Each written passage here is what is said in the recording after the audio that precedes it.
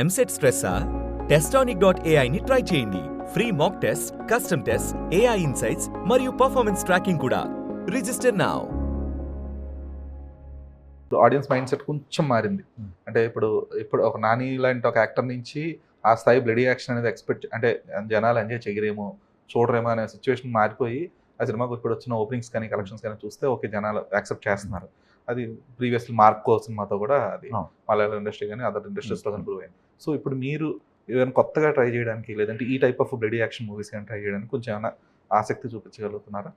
ఆ నమ్మకం వచ్చిందా, కాన్ఫిడెన్స్ అని పెరిగిందా దీంతో? ఎందుకంటే ఇప్పుడు చేయలేదు మీరు ఆ రేంజ్ హింసాత్మక చిత్రాలు మీరు ఎప్పుడు కూడా. ఏమో నాకు కొంచెం అలాంటివి కొంచెం ఒక భయమే కొంచెం. అంటే పర్సనల్ కూడా చూడరా అలాంటి సినిమాలు? నాకు కొంచెం చూడలేను బేసిక్గా. చూడలేనప్పుడు చేయటం కూడా భయమేనేమో. ఏమో అది ఎక్స్పీరియన్స్, అది చెప్పలేము. అంటే ఇప్పుడు నేను ఫీమేల్ క్యారెక్టర్ చేసి నేను ముందు ఎప్పుడు చేయలేదు, బాగా చేశాను అన్నారు అందరూ. అలా ఏమో చేయగలుగుతానేమో, కానీ ఇప్పుడైతే నా దగ్గర ఉన్న స్క్రిప్ట్లు అయితే అలాంటివి లేవు. రైట్, నాట్ ప్రిపేర్డ్ అన్నట్టు.